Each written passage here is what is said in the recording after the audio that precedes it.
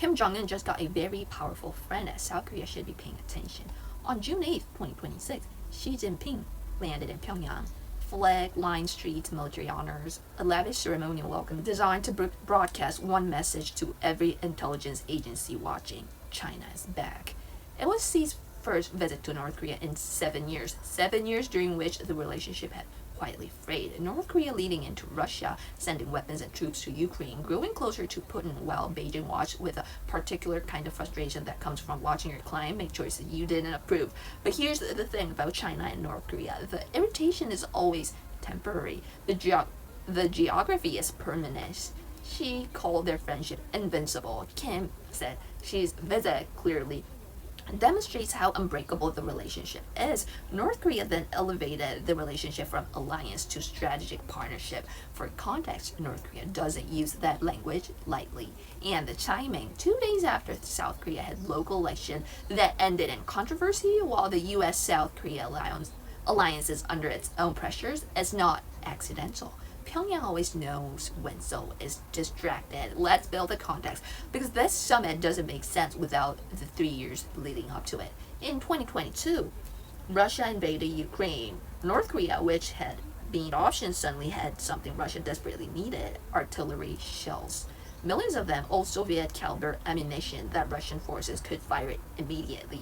The transaction was straightforward. North Korea provided weapons, Russia provided technology, economic support, and critically diplomatic cover. Russia's UN Security Council veto means that any UN sanctions on North Korea can be blocked. By 2024, the relationship had deepened further. North Korea sent troops to Russia, estimated 10,000 to 15,000 soldiers.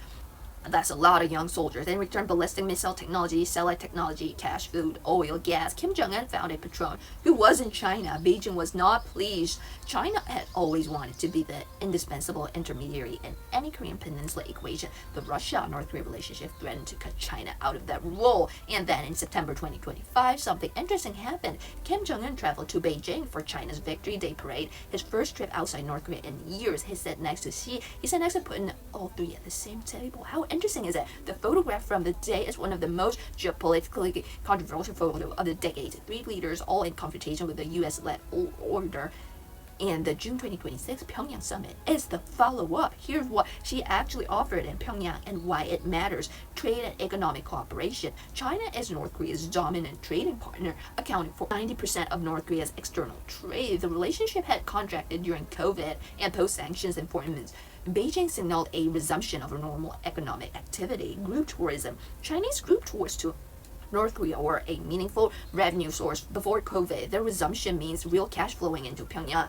Agriculture and food. North Korea has chronic food security problems. Chinese grain fertilizer shipments are not symbolic, they're survival inputs. Technology cooperation, science, technology, construction. The language of the joint statement covers a lot of ground. And the most significant concession: she did not press Kim on denuclearization. This is a detail that every South Korean and American analyst is focused on. China has nominally supported denuclearization of the Korean Peninsula as official policy for decades by visiting Pyongyang, providing economic benefits, and saying nothing public about North Korea's nuclear weapons, which Kim has been aggressively expanding. She effectively accepted North Korea as a nuclear state. And President Trump was Chinese, being not officially inaugurated, but in practice, Kim declared last week that North Korea plans to beef up our state's nuclear forces at an exponential rate. He's inspected nuclear material production facility. He reviewed ballistic and cruise missile manufacturing. China is now North Korea's biggest ally. He came 2 days. Friendship was invincible. How strong word is that? The message to South Korea, to U.S. is clear. China has chosen the partnership over the principle. Yes, China wants to expand big, and North Korea is their chosen ally. Now let's talk about what this means for Korean Peninsula for power balance, because this is where the analysis gets uncomfortable for Seoul. South Korea has been bet heavily on one alliance for its security. Yes, U.S.-South Korea alliance has been the bedrock of Korean security since 1953. American troops on Korean soil, U.S. nuclear umbrella, Korea has no nuclear weapon. This was the deal: South Korea under American protection, North Korea contained. But look at now, North Korea is going big. Here's what the last decade has revealed about that deal: America's commitment to Korean security has become variable. The Trump administration's first term raised serious questions about alliance reliability. The second term, which began in 2025, has continued pressure on South Korea to pay more for American security guarantees while simultaneously pursuing diplomacy with Kim sometimes excludes Seoul. And how dangerous is that? The US is managing Korea as one element of a broader China strategy. Korean security is important, but it is not the primary variable in Washington's calculation. It never was. US is too busy about Israel to Iran, no South Korea at all. And now North Korea has secured something significant, petrol, and China, partnering Russia, effectively recognized nuclear state, and South Korea is distracted by that internal circle. But power balance on the peninsula is not shifting dramatically or subtly. It is shifting. Here's the piece that doesn't get enough attention in Western coverage. North Korea's nuclear program is now, by most credible estimates, capable of targeting the continental United States. Yes, if they shoot a missile, it could probably reach to Hawaii. This changes the strategy calculus in a specific way. The US extended deterrence, the promise to defend South Korea, even with nuclear weapons, if necessary. It's more credible when North Korea can only threaten South Korea and Japan. Yes, Korea is maybe going under through submarine nuclear. A US president facing a North Korean threat to an American city has different calculations than a US president facing a North Korean threat to Seoul. Not even Hawaii, maybe LA, even Seattle is possible. The credibility in the strategic circle for decades now add China providing diplomatic cover and economic support to Pyongyang, Russia providing military technology, both shielding North Korea from meaningful UN pressure.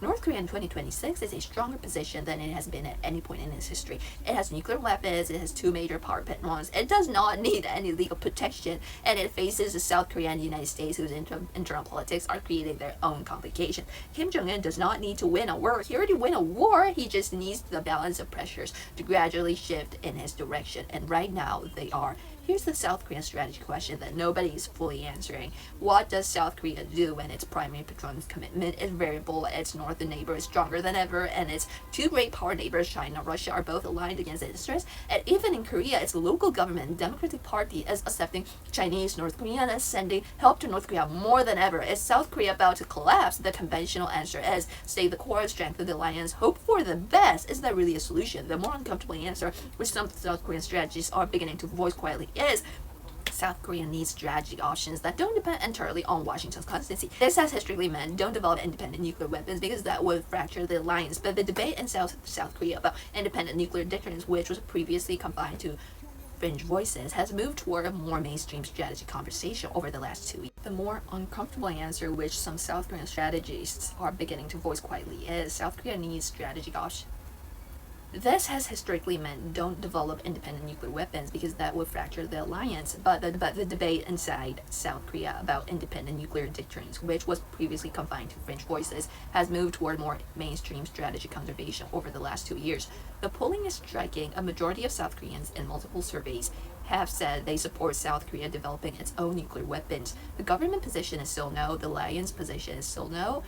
There's a possibility on Navy about like nuclear submarine, but the underlying pressure is building because the question underneath the strategic debate is simple. If America's commitment is variable and North Korea's capability is growing and China is now back in Pyongyang calling the friendship invincible, what exactly is South Korea's plan? Here's the vital frame. Xi Jinping's visit to Pyongyang lasted 2 years. 2 days. He brought gifts, economic packages, diplomatic recognition, the implicit acceptance of North Korea's nuclear status. He took home something too, the reassertion of Chinese primacy in the North Korea relationship, the message to Washington that Beijing remains the indispensable actor on the Korean peninsula. North Korea upgraded the leadership to a strategic partnership. Kim inspected missile factories before Xi arrived, apparently to demonstrate that North Korea's military development is not subject to negotiation. South Korea held a local election the same week in which ballot paper ran out at polling stations. 20,000 people surrounded the voting center and the National Election Commissions had resigned. The alignment of these events is coincidental. The strategic implications are not. A North Korea that is stronger, better supported, and increasingly confident, facing South Korea that is internally divided, a United States that is inconsistent, and a regional architecture that is shifting is not a stable situation. It is a situation that is moving. The question is where it's moving to and whether the people who need to be paying attention are actually paying attention.